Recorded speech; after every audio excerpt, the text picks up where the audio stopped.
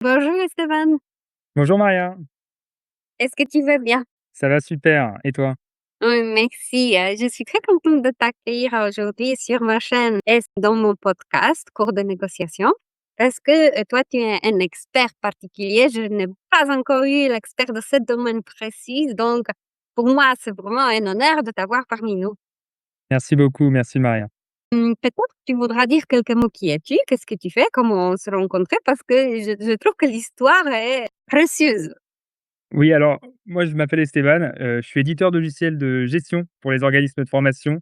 Donc je propose, un outil, qui permet aux organismes de formation de, s'affranchir des, tâches administratives et c'est en contactant différents organismes de formation pour, présenter cet outil que je suis tombé sur, Maria, qui propose des cours de négociation et donc on a beaucoup échangé autour de l'activité, hein, d'un organisme de formation. Oui, exactement, parce que pour moi, c'est complètement la nouveauté. C'était il y a 2 semaines que je viens de recevoir le numéro. Déclaration d'activité. Oh voilà, NDA. Donc est-ce que NDA. tu peux exactement, est-ce que tu peux dire quelques mots en plus? Qu'est-ce que c'est ce numéro? Est-ce que c'est important? Et pourquoi, j'en ai demandé? Voilà, parce que toi, tu le sais tout et peut-être les gens qui nous écoutent ne savent pas nécessairement. Exactement. Alors le numéro de déclaration d'activité, on l'obtient en proposant sa première prestation, de formation, donc on le demande et il nous permet par la suite de pouvoir continuer à proposer des prestations de formation. Mais surtout, il est nécessaire si on souhaite derrière passer, la certification Calliope, qui nous permet, de bénéficier de fonds publics, et donc de proposer des financements à nos apprenants et à nos clients. Donc voilà, c'est vraiment quelque chose d'essentiel et une étape importante dans la vie d'un organisme de formation. OK, donc 1re étape, il y a de quoi vous féliciter ou pas encore? C'est déjà une belle étape. Vous avez fait un grand pas et donc maintenant il y a tout le reste à construire, jusqu'à l'obtention de la certification Calliope et bien plus encore. OK. Donc, effectivement, sur ce chemin-là d'amélioration de qualité, de devenir une formatrice qui dispose vraiment de formations qui sont estimées précieuses, comment toi tu t'engages pour cela? Quelle est ton démarche? Qu'est-ce que tu fais? Quelle est Mmh. la valeur ajoutée que tu apportes? Alors l'objectif, avec Planor, c'est, dans un premier temps de simplifier, la charge administrative des organismes de formation, donc les conventions de formation, les contrats pour les particuliers, donc tous ces documents-là vont être, conformes et générés, automatiquement de notre côté. Mais surtout et là où on apporte beaucoup de valeur, c'est sur, derrière tout le processus qualité, qui va être mis en place autour de la formation. Ça va être de pouvoir proposer du contenu déjà à des stagiaires, des apprenants et surtout pouvoir récolter derrière, des avis, des notes, pouvoir évaluer des compétences sur ces différents stagiaires. Donc tout ça, on fournit les outils aux organismes de formation et c'est quelque chose d'essentiel derrière pour pouvoir finalement continuer à avancer, proposer, de nouveaux programmes plus adaptés aux besoins de nos apprenants et donc tout ça, ça se construit. C'est un gros chantier pour un organisme de formation et donc nous, on vient aider là-dessus. Exactement. Et ce que toi tu décris maintenant, c'est vraiment l'administration, reporting, beaucoup de papier, disons beaucoup de Mmh. documents. Et de point de vue une stagiaire, une Mmh. apprentie qui participe à une formation, pourquoi elle doit signer autant de documents? Quelle est la valeur ajoutée en fait pour qu'elle voit et comprenne à quoi ça sert tout ça? Alors bien sûr, hein, premièrement, bon, signer, des feuilles de présence, ça va être plutôt une preuve pour pouvoir faire financer sa formation et montrer que la stagiaire était bien présente, ces jours-là. Par contre, il n'y a pas que la feuille d'émargement, mais il y a aussi une récolte de la satisfaction, par exemple, qu'on va avoir en fin de session de formation et qui nous permet d'avoir vraiment le point de vue, hein, du stagiaire, ses critiques par rapport à ce qu'on vient de proposer. Donc des propositions d'amélioration ou autres et donc souvent ça on les a pas. Le formateur peut, avoir ses habitudes, penser, que les stagiaires ont évalué d'une certaine manière la formation, mais finalement on n'a pas de retour, des stagiaires. Donc c'est très important de pouvoir, avoir, cette réponse de la part de nos apprenants pour, dans une démarche d'amélioration continue, pour pouvoir continuer à proposer une formation de plus en plus adaptée au marché. Donc, est-ce que si cette semaine, une Sarah participe à une formation sur la communication, comment construire ses propres objectifs au travail, Je comprends que la formation dure 2 jours et à la fin de 2e journée, elle va recevoir un lien pour se connecter et remplir un questionnaire, évaluation et répondre aux quelques questions. Mais si elle répond ces questionnaires-là, c'est pas elle finalement qui va profiter d'amélioration de qualité de la formation, ça va être pour quelqu'un d'autre. Mais bien sûr, oui, oui. Alors, le questionnaire en fin de formation, l'évaluation va permettre, dans ce cas-là, d'améliorer les formations ultérieures, futures formations, donc pas pour elle. Par contre, on va avoir quelque chose d'autre en début de formation qu'on va appeler un questionnaire de positionnement. Donc souvent, on va vous inviter, on va vous envoyer votre convocation pour, participer à une formation et vous allez recevoir potentiellement un questionnaire de positionnement et donc, là, vous allez pouvoir indiquer, bah, vous déjà vous auto-évaluer dans le domaine, de la formation, vous suivez. Donc ça permet aux formateurs de mieux en tout cas, de mieux appréhender, le niveau des apprenants et surtout pouvoir lister vos attentes sur cette formation et donc ce questionnaire-là, qui est en début de formation, qui s'appelle le positionnement, il permet, entre guillemets, «d'adapter au mieux la formation aux stagiaires». Par contre, c'est vrai qu'en fin de formation, ça sera plutôt pour les formateurs, enfin, en tout cas pour les apprenants, qui suivront derrière. Je reviens à ce que tu viens de dire par rapport au questionnaire en amont de la formation, parce que Mmh. exactement, je vais donner un exemple comment moi je fais pour mes formations en ligne. J'ai un lien que j'ai créé une enquête dans les Google Forms et ce lien me permet d'envoyer une enquête avec des questions qui sont en amont de cours parce que ça me permet de recevoir des réponses de groupe qui s'inscrit à ce moment particulier, à cette version, cette launch de mon cours. Donc, nous sommes aujourd'hui début avril et fin avril, il y a une nouvelle version du cours qui sort.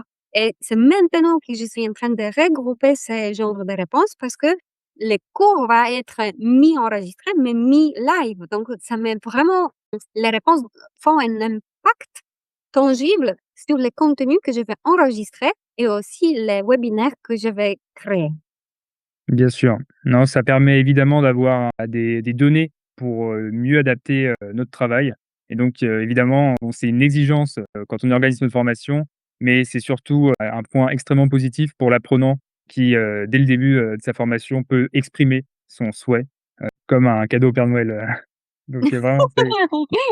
c'est voilà.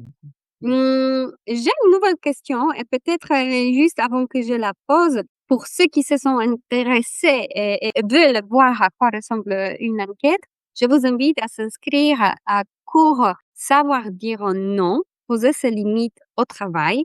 Ce cours, il est offert pendant toute sa durée, donc 4 semaines et le lien sera dans les commentaires, mais aussi très simple à trouver, coursdenégociation.fr/dire non. Tout attaché, dire non. Le cours, il va parler de l'assertivité, des compétences en communication pour ne pas avoir cette friction, de ne pas avoir peur que le refus qu'on va mettre va poser des frictions au travail et surtout de ne pas avoir peur de risquer son poste si on dit non à quelque chose que, par exemple, le manager nous demande. Donc, je vous invite encore une fois à cliquer, aller sur le site, vérifier est-ce que ça vous parle et peut-être s'inscrire parce que c'est offert pour tout le monde. La question est la suivante. Quelle est la différence entre une évaluation à la fin de la formation et un témoignage ou un commentaire? Et pourquoi, en fait, est-ce que les gens lisent les témoignages? Alors oui, on va avoir deux résultats en fin de formation.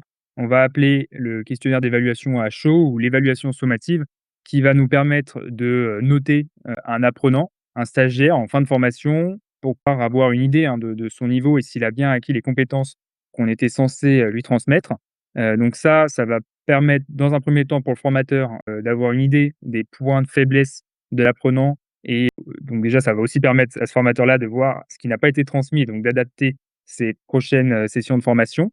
Mais on va aussi avoir pour les apprenants un questionnaire de satisfaction, une sorte de témoignage de la formation, de la session et donc ça va pas servir à le noter, hein, donc il peut aussi lui noter le formateur, mais l'intérêt, c'est vraiment de pouvoir avoir un avis clair de la part de nos stagiaires, de nos apprenants sur notre formation et la problématique, c'est qu'il faut derrière que les apprenants soient sincères dans cette évaluation-là.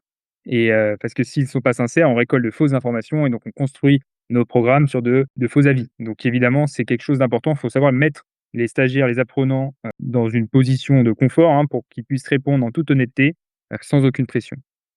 Donc, est-ce que les enquêtes sont anonymes? Qui lit ce genre d'enquête? Parce que moi, je sais que il y a 20 ans, quand je t'ai demandé un avis après une formation et je mettais une mauvaise note, je ne t'ai jamais plus invité à une formation parce que finalement, ça me plaît pas, donc c'est inutile de dépenser l'argent pour me former.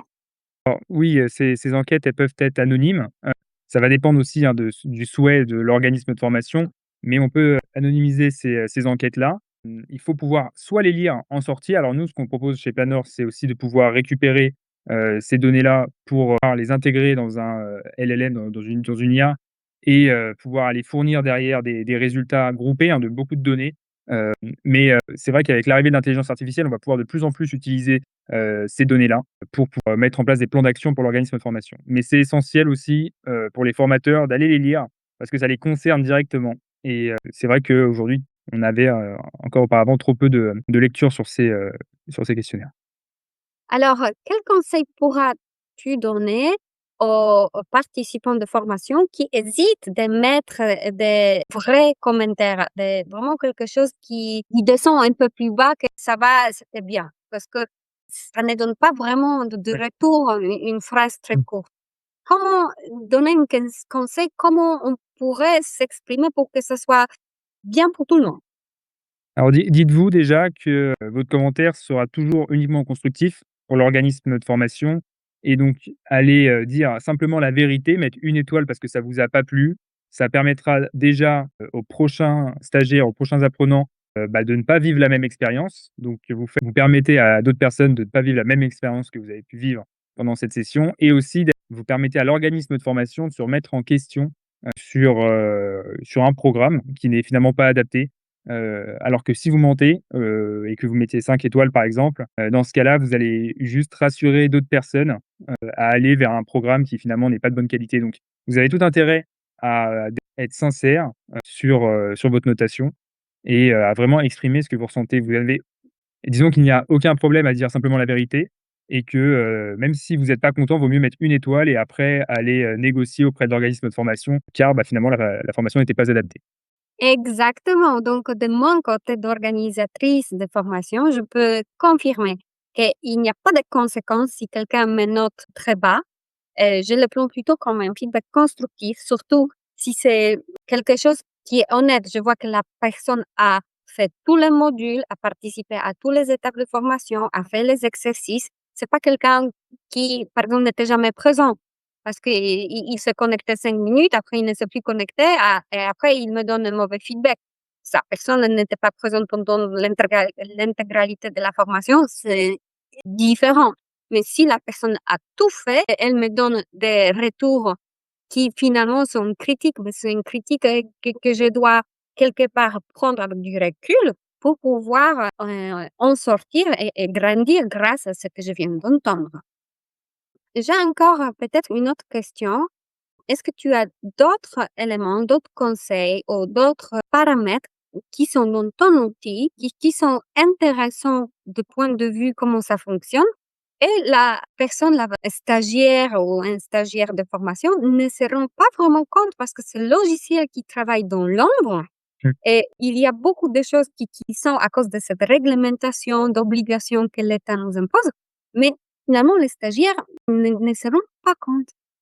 Alors oui, évidemment, il y a beaucoup de points, qui permettent, que la formation se déroule, le mieux possible. Déjà, bon, il y a des émargements, hein, qui sont à fournir dans vos formations, donc vous allez devoir à chaque créneau de formation, donc matin, après-midi, aller signer, une feuille d'émargement et donc, nous, ce qu'on propose, c'est de l'émargement, numérique, donc vous pouvez directement signer en scannant un QR code ou vous recevez un mail automatiquement en début de formation. Mais surtout, ce qu'on permet, c'est, l'envoi automatique de, disons, par exemple, vos invitations, votre convocation, vos mails d'évaluation.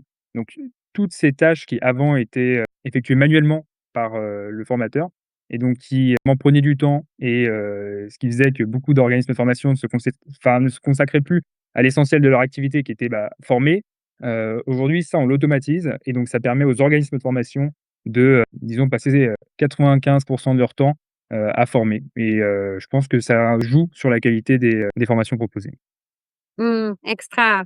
Tout à fait et c'est aussi pour cela, moi, j'étais intéressée par, ton logiciel et j'étais très contente d'avoir cette petite formation la semaine dernière où tu m'as expliqué comment ça fonctionne. Peut-être les autres s'intéressent aussi, donc aimerais-tu nous laisser un lien, un nom de logiciel et le site internet où on peut te trouver?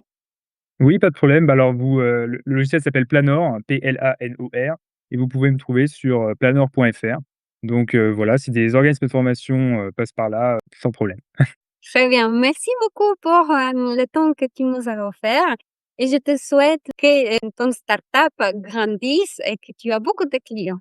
Merci beaucoup Maria, merci beaucoup.